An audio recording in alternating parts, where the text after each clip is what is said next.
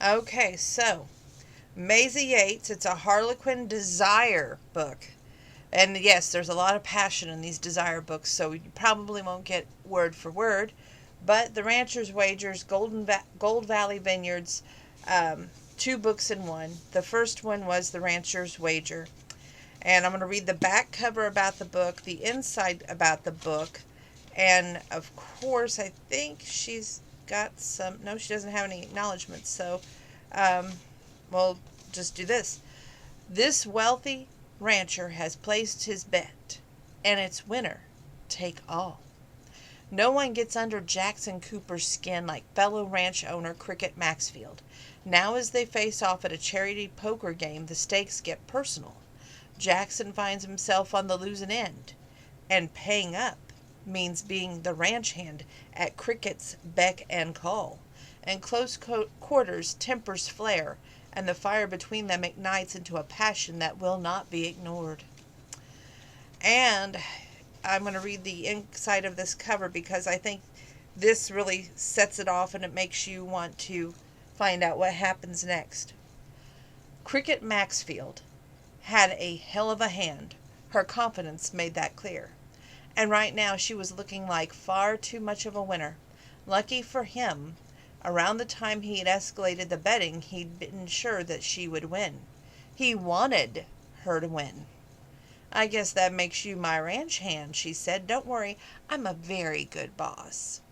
Now Jackson did not want a boss, not at his job, and not in his bedroom. But her words sent a streak of fire through his blood, not because he wanted her in charge, but because he wanted her to show her what a boss looked like. Cricket was a nuisance, if anything. That he had any awareness of her at all was problematic enough, much less that he had any awareness of her as a woman. But once this evening was over, he could forget all about ever being tempted to look down her dress during a game of cards. Oh, I'm sure you are, sugar. I'm your boss, not your sugar. The Rancher's Wager by Maisie Yates is part of the Gold Valley Vineyard series.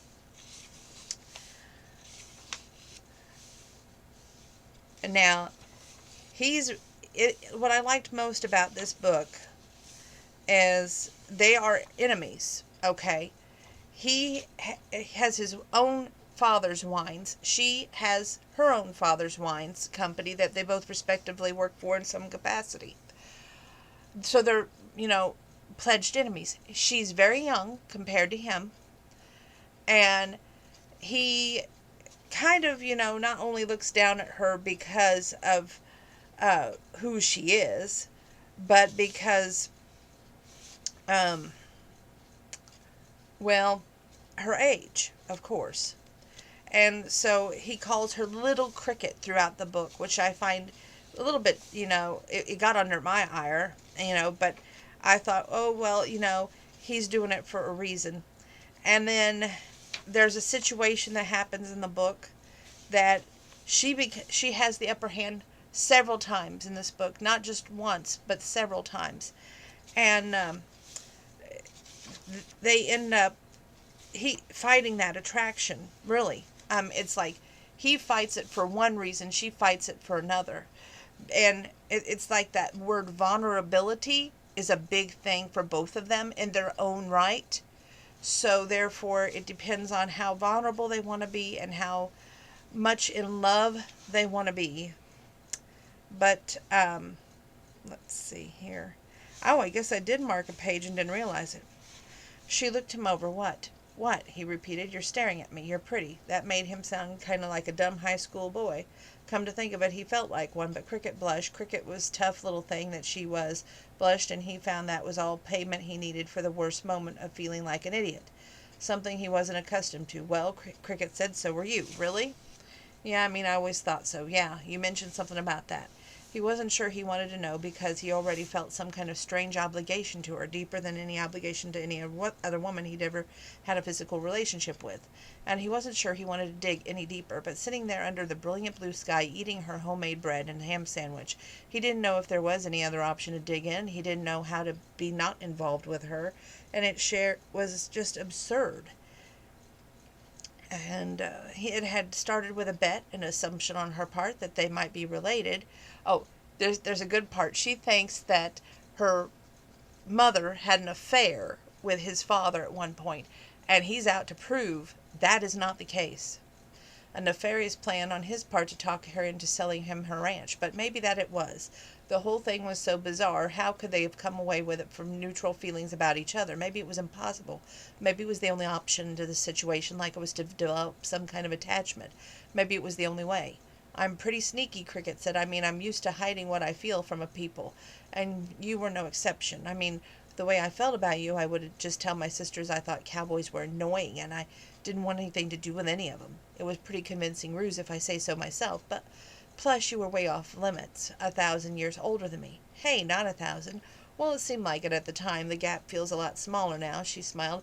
Oh, I didn't like any of the boys at school, none of them, but how could I when I already liked a man? And Cooper at that knew nobody would understand, but nobody understood me.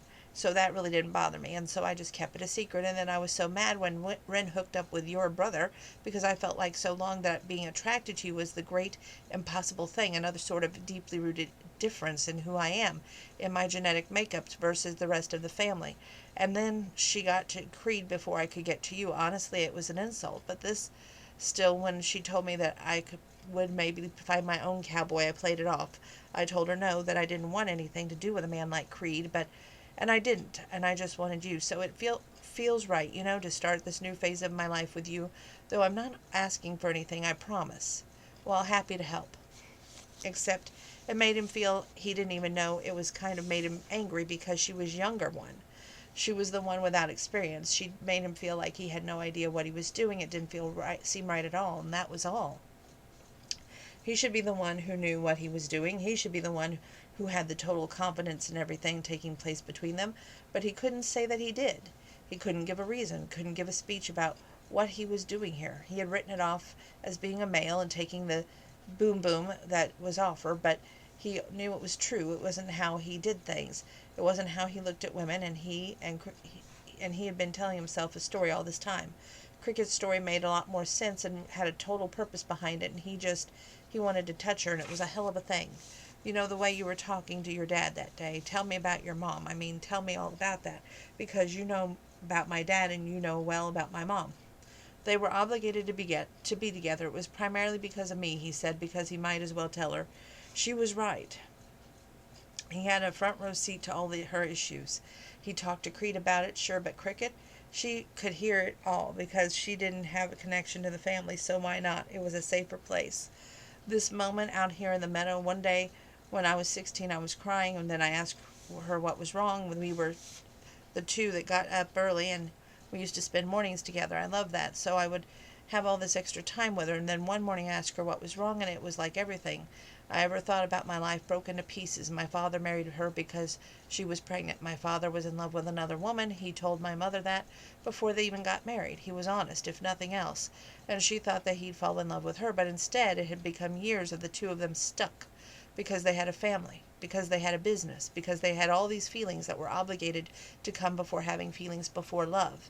And time out. This is where he's basically telling her that he doesn't want a relationship that's going to be based on obligations. And he's seeing Cricket as an obligation. But she's not picking up on that. And I'm not over bothered from my dad anymore. I think that was enough for him. He couldn't have your mom, so he made himself a life he enjoyed. But I'm not sure my mother got to fall in love with anyone, not for real, and not have them love her back. She was just stuck with a partner for sure, and that when she was sick, I can't fault my dad how he was a partner. He cared for her and he stayed with her, and plenty of marriages that are founded on love, they don't always end up that way. Somebody gets sick and they go through a year-long battle and the other person leaps. It's too much for them, and sometimes I wonder if it might be my dad not being in love with her made him more able to take care of her during that time. It's complicated as hell because there was a real partnership between the two of them, because sometimes it made my mother feel broken, and I will never feel that responsible like that. I should have found some way to fix it. They made their choices, Cricket said. That's what I'm realizing about my mother. For all her own misery, for all that I feel bad for her sometimes, for all that my father was unforgivable an idiot, my mom made her own choices. She wanted money and she thought that it would be enough.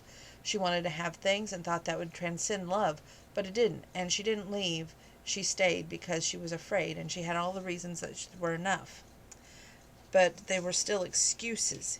Even if they were pretty valid ones, my mom stayed with James for us because she was afraid that he would find a way to take us from her. But she also could have fought.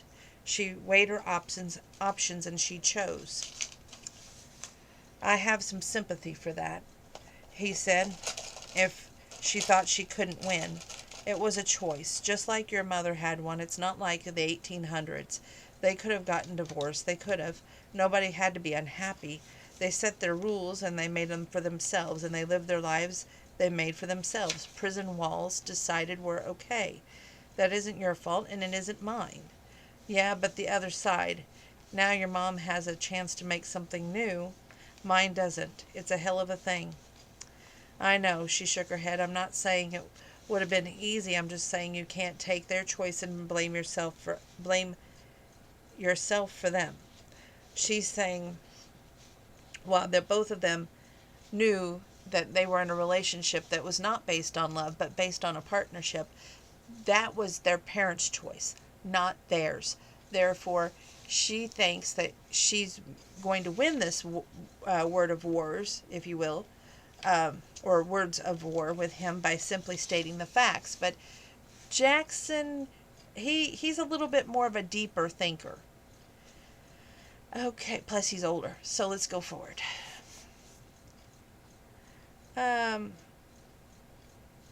Yeah, but on the other side, now your mom okay. You're 22 years old. Yeah, and you're what, 34, 35? So what? I'm not stupid. I've had a lot of time to think.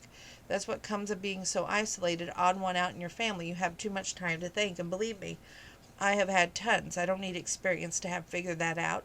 So you have the whole world figured out, do you? I mean, I'm not going to say the whole world, but maybe a piece of it. This girl, this woman, she didn't know how to question or doubt. She dove headlong into everything, bets at poker tables, wild conclusions, and into his bed. And he liked that about her. Bold claim, little cricket. See, there we go with the little cricket bit. I don't know, things make more sense now than they ever have, but I didn't think that was possible. I just walked through the messiest, weirdest time of my life, and it's really not so bad. So yeah, I do have it basically all sorted out. He wrapped his arms around her and pulled her on top of him, laying both back on the blanket. He looked into her earnest face with desire that stirred in his body. You have everything figured out, that is. And I think that's the only parts that I marked of this part of the book, mainly because couples struggle. They all have every struggle in the world, if you think about it. But they chose not to live the life of their parents. Oh, here's another page. He had taken her crush and used it to his advantage. He had taken her inexperience as a rancher and played it as a poker player, and he used it to his advantage there too.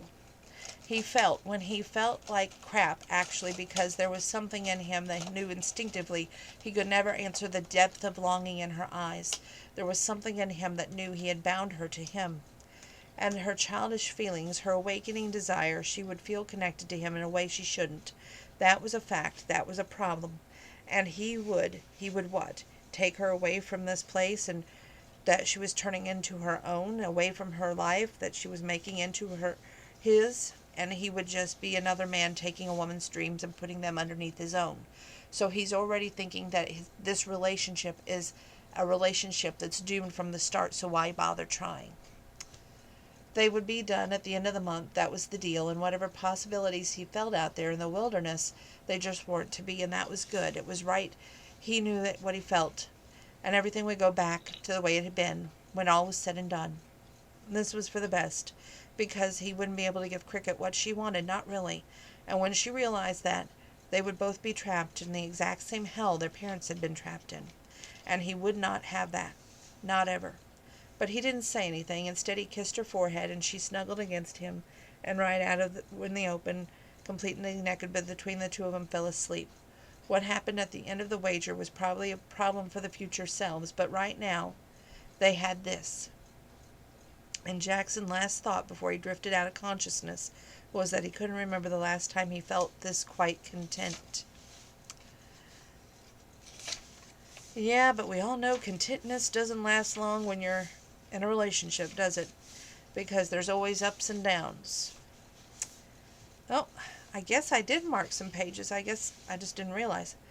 Okay, 162.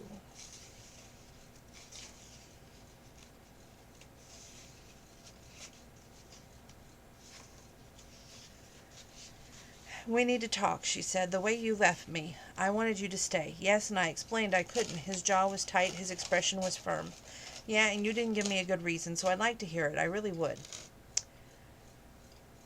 And before she told him what she had to say, she wanted to know what he might have to want to he might say to her without the information. It's complicated. No, complicated is having a crush on a man for years, then finding out he might be your half brother, then wanting to sleep with him anyway, then finding out he's not your half brother and sleeping with him for the duration of the 30-day wager. That's complicated. So we've been through complicated already. So whatever else you have on your mind, whatever else you have to tell me, it's just it's not going to touch that. I think that we can figure this out. Trust me when I say that I'm pretty resilient. All right, Cricket, you really want to have this conversation, he said. Yes, I do. I don't want to get married. I mean, what's the point? It's just two people being tied together for no particular reason what I can see. So why does there have to be a marriage? Why can't we just be together? I would never want to be responsible for not loving someone enough for doing to them what my father did to my mother. And at the end of the day, whether I admire or look up to him or not, I'm Cash Cooper's son. And I'm James Maxfield's daughter, and I'm not going to sexually harass anyone. I'm not going to treat my kids like an afterthought, my wife, well, my husband, like a trophy. It doesn't matter whose son you are, and what matters is the kind of man you are, and that's your choice. Okay, then, it's my choice not to put myself in that position where I could hurt someone that way. So you don't think you could love me? She stared at him, willing herself not to break his gaze, not to be a wimp. She would be brazen out of this. She just would. It's not you. Oh, it's not you, it's me. Very original. You know, Jackson, I expected better from you, better from us, for us. We are not like anyone else, so don't be a cliche now. I'm not trying to hurt you. Another good one. Who writes your dialogue? Because it's not very good. I'm sorry, and I'm pregnant. Jackson felt like a bomb had been dropped in the middle of the living room. It was like watching a horror movie, looking back on the last few weeks, sitting there wanting to tell her, the idiot, not to go into that house, but he'd gone in anyway. And now here he was, exactly the thing that he'd tried to avoid. She was pregnant, and that was absolutely everything that he hadn't wanted to happen. When did you find this out? Literally an hour ago. I went to my sister's house, not the one who's married to your brother, and then I came right straight here. Well, what the hell are you going to do? Well, the unfortunate thing is I kind of was hoping you would have something better to say than what you just did. You understand that we can't get married. Well, fantastic, Cricket said. I figure I'll just find another man to marry me then. You damn well will not. But you don't want to marry me. Then maybe somebody should, because maybe I care about that kind of thing. She took a deep, big breath. Maybe I care about tradition and I don't want my child to be a bastard. Did you ever think about that? Well, do you? No, what I care about is the fact that you're being ridiculous. We are good together. And this is exactly the kind of thing I wanted to avoid. This obligation. Back to that again. This idea that two people have to be together for the sake of the child. Do you know what it does to a child, Cricket? I was worried about you, about what I might do to you if I couldn't be with what you needed. But a kid, damn it, the kid, it's basically me. You know what it is like to find out that you're unhappy glue that held your parents together for better or for worse, mostly worse. We already talked about this. It's all about choices, but I've seen what it does. If I've committed to that, then I'm committed to you. I would never let you leave. Great. I don't want to leave, she said. I want to be with you. I want to stay with you. Why is that so bad? Why would it be so wrong? I don't love you, he said, the words scraping his raw throat, but he knew they felt wrong. He knew they were wrong, but he couldn't find any other words, couldn't figure out what else to say, what else might come from this hammering feeling in his chest. What if I said I loved you? That's what we can't do, Cricket. We cannot have that. We cannot make each other miserable. I would make you miserable. I want to be with you. I'm choosing that. What about my choice? Maybe I want to be with you even if I would be sorry that you didn't love me. Maybe I'd rather be with you than not, Cricket. No, be honest. Be honest about what you want and what you don't want, Jackson. Don't blame me on it, and don't blame your need to protect me, because this is not what's happening here. You're not protecting me, you're protecting yourself. I'm standing here and I'm not scared. I'm not scared to love you. I'm not scared to have this baby. And you know what? I'm not scared to do it alone either. I would rather not. I mean, flat out, I'd rather not. But that's just because I'd rather share my life with you, because I never felt so happy as I did in that living in that farmhouse with you. And so I would rather weather anything to figure out how we can make this work. You're the one who doesn't want to, and I can't quite figure out why. You think because I'm young, because I'm inexperienced, that I can't understand what I want. But I do, Jackson, I do. I have always known what I wanted. A place in this world where I fit, and to be with you.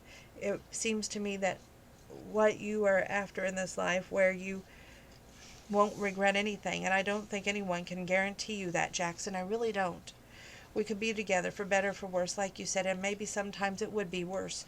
But I still think it would be better than that kind of worse of being apart. Because you don't know what that looks like. Not really, and I do. I watched my mom. I watched her wish for another life, and I was the cause of her not having it. So we can get married, and if you were in that miserable, we could get divorced. Cricket. No, really, what's your problem? You're afraid of what? You're afraid of failing? Because if we're not trapped, we wouldn't be. It would be up to us, but you're afraid of something. Otherwise, this wouldn't be a different conversation. You're acting like I didn't grow up around a dysfunctional marriage. So why don't you stop hiding behind the one you grew up around? And I thought cowboys were supposed to be brave. Her words were like daggers through his heart. He did feel like a coward.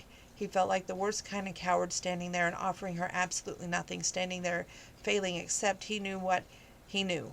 He knew what it was like to be a child who had been part of a marriage of obligation. More than that, he knew what it would be like to be the child who caused it, and maybe Creed had been willing to do that to his kid, but his brother had been through something entirely different. His brother had been barred from seeing his child. His child. So Jackson was going to live in a different house than his kid. This was the way they've done it, and he could have understood it, but that was the thing. Standing here staring at her in the enticement of the future that they could have, but Cricket hadn't said she loved him. She was standing there, asking for something that would make their lives easier on a surface level, the thing that so many people did to try and make family for a child. But he knew beneath the surface of the happiest looking nuclear family there could be not rotten decay, a kind of desperate sadness that nobody saw but the kind of people that inside that arrangement. And whatever he was, he didn't want to be her obligation. Whatever he was, he didn't want to be her regret. You're protecting yourself. How? He didn't feel protected, not now. Let's see. Now, what he felt was angry, infuriated, and just damn helpless. He hadn't done any different than from his parents, and that was the galling thing. But he knew he would do different now. He would do better for both of them. Do you even want to be this baby's father? I'll be the father. If I made a kid, I'm going to take care of the kid. It's a shame you can't feel a little bit of that for me. Whether you see it or not, Cricket, this is me caring. No, I don't see it, she said, her tone as icy as her expression. We'll find a way through this. To what? Co-parenting, sharing custody? Will we trade our kid back and forth in the parking lot of a grocery store? He didn't like anything about the future she painted with those words. He didn't like anything about this. What he wanted to do was grab her and pull her up against him and pick her up in his arms and carry her upstairs and make her his. He wanted to keep her, and she would stay for their child. And he would still be that obligation he'd always been. He gritted his teeth and shoved her aside. Whatever you need, except a husband. It's better. Well, if you say so, but if I were you, I don't know that I would lay a bet on it, since you've only lost. Because you know what? I got the better hand. She stopped and looked at him, her expression almost pitying. The thing is, Jackson, you keep thinking you know exactly how this is going to play out. You keep thinking that you know better than me. Even from the beginning, when I won, you felt like you had another plan, and so you didn't really lose. But you did, though, didn't you? I got my way. So if I were you, I wouldn't maybe try to figure out what all I know that you don't. And then Cricket left.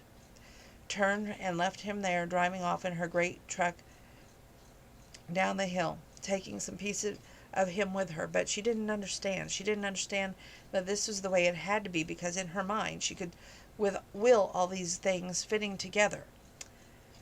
And he knew better. He spent his life as an obligation, but now he was standing there, feeling like he cut off his own heart out of his chest, and he knew he was a liar. He just couldn't love her. And that, I believe, is the end of where I marked, because I want you to read this amazing book and find out, does Jackson end up getting a wake-up call somehow, some way, and realizing that he needs Cricket and the baby? Does Cricket lose the baby? Does she go off and find another man like she threatened? The only way to answer those burning questions is read that great book, which gets a 40. That's better than a 20, so 40 from me. Now we're moving forward to Take Me, Cowboy, which when the tomboy Anna Brown's brothers bet she'll be dateless at the charity auction, she turns to a makeover and her way too sexy best friend to prove them wrong. Now, in this book, Take Me, Cowboy, I could kind of relate to being the tomboy and not thinking that you're all that in a bag of chips. And she turns to her best guy friend, and he helps her do this quote-unquote makeover. And they end up fighting what they feel. And there's a fear of not being enough, not being... let me see here. Rejection. And it's just so good, and it's a gut-wrenching story. So, let me see here.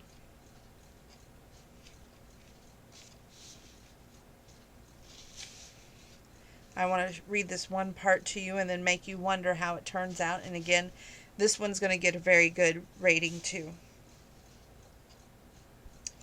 Because we all want that moment where the guy realizes, okay, I've been a jackass. And he just drops what he's doing and he goes after the woman that he never should have left in the first place, right?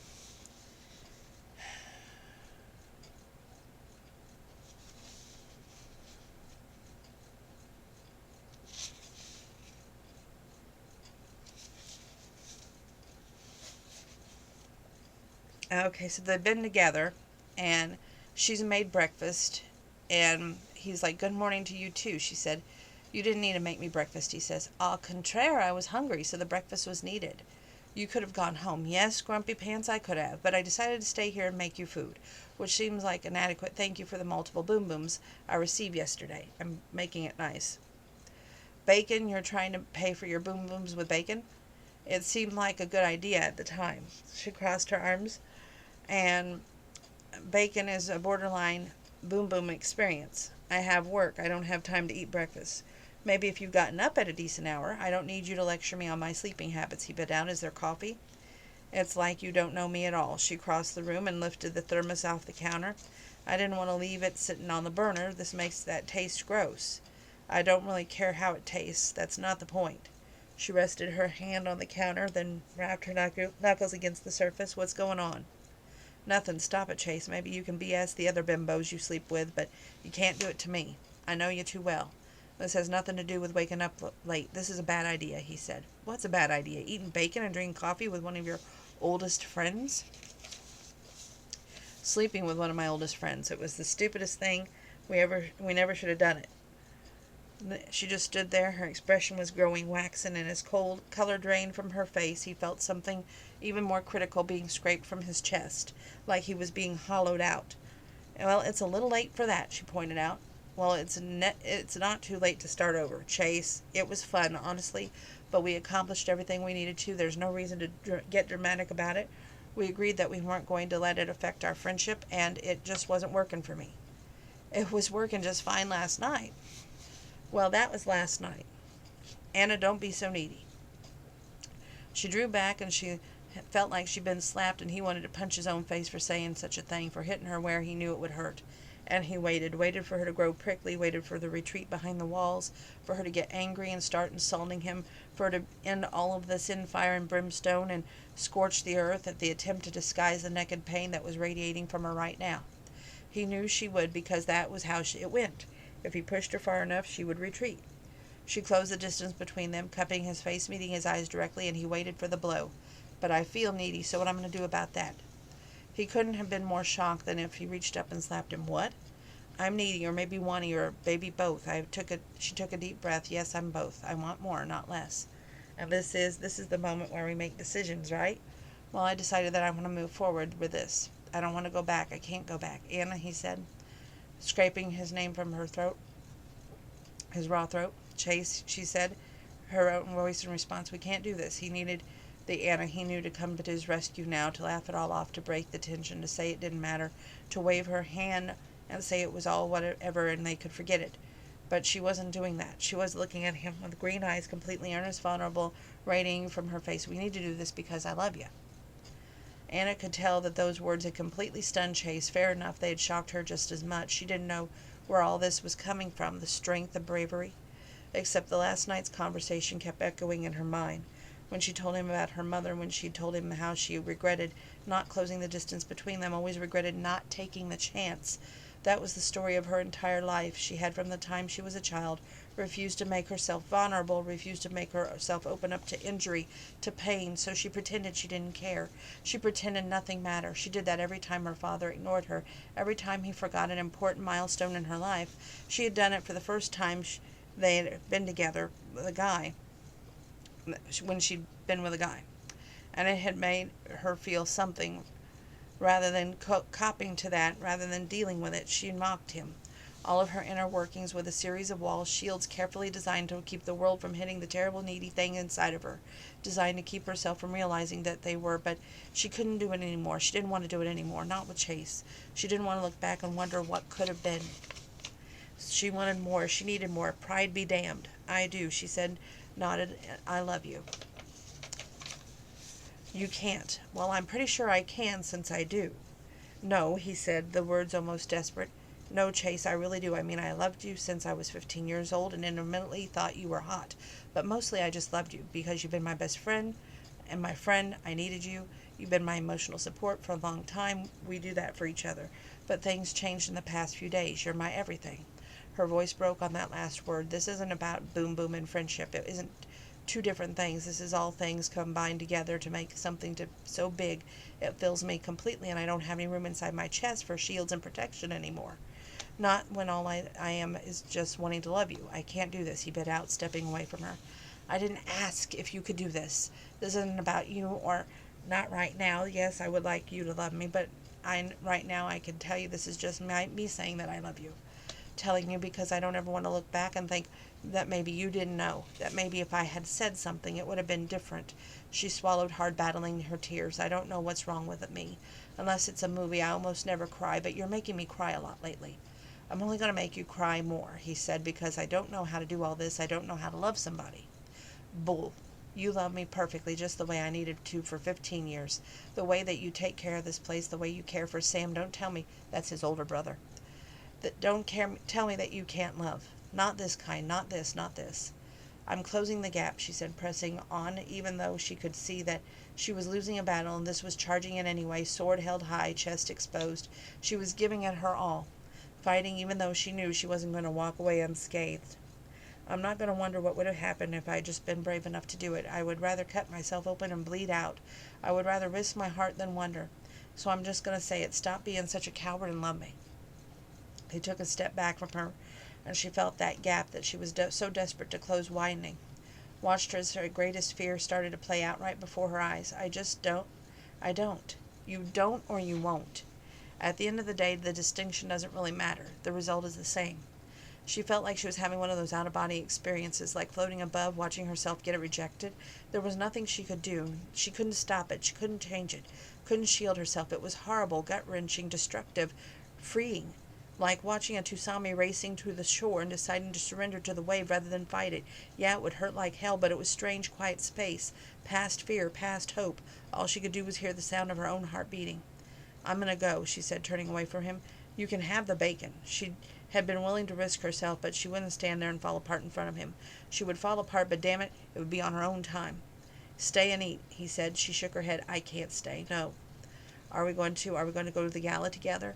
See, what they originally there was a bet that her brothers bet her that she wouldn't have a date to go to this gala charity event. So she asked him to go with her. She also asked, he volunteered to kind of make her into a lady. So therefore, there's this back and forth banter between the two of them. But all along, they were friends growing up. So they crossed that proverbial line. And let's read on. No, she nearly shouted the word, we're not going together. I need to think, I need to figure this out, but I don't think things can be the same anymore. It was his turn to close the distance between them. He grabbed a hold of her arms, drawing her toward him. His expression was fierce. This was not part of the deal. It was friends plus benefits, remember? And then in the end, we would just stop the benefits and go back to the friendship. We can't, she said. Tears were falling down her cheeks. I'm sorry, but we can't. What the hell? He ground out. We can't because I'm all in. I'm all in. I'm not going to sit back and pretend that it didn't matter. I'm not going to go hide these feelings. I'm not going to go shrug and say it doesn't matter if you love me or not, because it does. It's everything. I've spent so many years not wanting, not trying, hiding how much I wanted to be accepted, hiding how desperately I wanted to try and look beautiful, how badly I wanted to be both a mechanic and a woman, hiding how afraid I was ending up alone, hiding under a blanket and watching old movies. Well, I'm done. I'm not hiding it out anymore. And you know what? Nothing's going to hurt after this. She jerked out the hold that he had and started to walk out the front door. You're not leaving like that. She'd forgotten. She wasn't exactly dressed. Sure I am. I'm going to drive straight home anyway. It's not your concern because I'm not your concern anymore. The terror that she felt screaming through her chest was reflected on his face. Good. He should be afraid. This was the most terrifying experience in her life. She knew how horrible it was to lose a person you cared for, knew what kind of void it left. She also knew that after years it didn't heal. She knew that too. You always felt the absence. She knew that she would always feel his, but she needed more. And she wasn't afraid to put it all on the line, not now, not after everything they'd been through, not after everything she had learned about herself. Chase was the one who had told her that she needed more confidence. Well, she found it, but there was a cost. Or maybe this was just the cost of loving, of caring deeply and with everything she had for the first time in so many years. She strode across the property, not caring that she was wearing nothing more than a t-shirt, his t-shirt. Rage pouring through her, and when she arrived back at the shop, she grabbed her purse and her keys, making her way to the truck. When she got there, Chase was standing against the driver's side door. Don't leave like this. Do you love me yet? He looked stricken. What do you want me to say? You know what I want you to say. You want me to lie? She felt like he'd taken a knife and stabbed her directly through the heart. She could barely breathe, could barely stand there straight. This was her worst fear come true. To open herself up so completely, to make herself so entirely vulnerable, and to have it thrown back in her face. Hold on one moment. I'm trying to get the paperclip in here so I can paperclip the pages together. Okay. But in the moment that she recognized that she was untouchable on from here on out, because there was nothing that could ever come close to this pain, nothing that could ever come close to this risk. How had she missed this before? How had she missed that failure that could be such a beautiful, terrible, freeing experience? It was the worst, absolutely the worst, but it also broke the chains that had been binding to her for years. Because if someone had asked her what she was afraid of, she would have said this very answer. She would have said, living it, surviving it. I love you, she repeated. This is your chance. Listen to me, Chase McCormick. I'm giving you a chance. I'm giving you a chance to stop being so afraid, a chance to walk out of the darkness. We've walked through it together for a long time, so I'm asking you now to walk out of it with me, please. He backed away from the truck. His jaw was tense. A muscle there was twitching. Coward. She spat as she turned and walked away from her, walked away from them, walked into the damn darkness, and now got in her truck and started the engine, driving away from him, driving away from the things she wanted most in the entire world. She didn't cry until she got home, but then once she did, she was afraid she wouldn't stop. I'm going to let you wonder, did she lose the bet to her brothers and not take Chase to the gala? Did Chase realize that he, in fact, was going to stand to lose the greatest thing of all, not only a friendship, but the love of his life? And did Anna ever forgive Chase for being a coward? Only way to find out is to read the book, and it gets a 40 as well. Awesome, awesome books. There was times that it was kind of a laugh, but more of a smirk. There was times that I felt so happy in these books because of the love and the passion that they found. But then there was the time of the sadness during the fighting, but at the very end, it made it worth reading. So, read the books. And that gets a 40 as well. So, 2 great books, outstanding rating. You can't ask for more. Thank you for tuning in. Make sure that you're keeping your social distance. My sinuses are throbbing. Make sure that you're washing your hands. When you can't wash your hands, you're using your hand sanitizer. And wear your mask. When I went to the Dollar Tree tonight, I wore my Yellowstone Dutton Ranch mask. Love that mask.